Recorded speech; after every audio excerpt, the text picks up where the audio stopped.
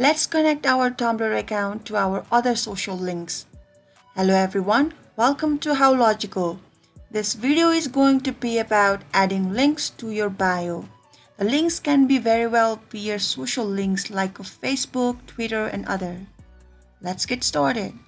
First, you have to be in your Tumblr dashboard. On the left hand side, you can see account.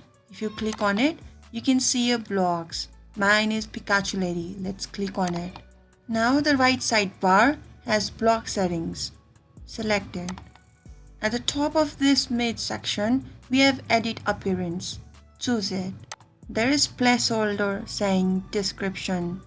If you're familiar with HTML, then this is kind of familiar. But if you are not, no worries.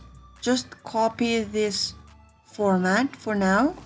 I hope you have copied it just as I have written it in here. So in your case, in this text between the quotation mark, write the link to the profile of your social site.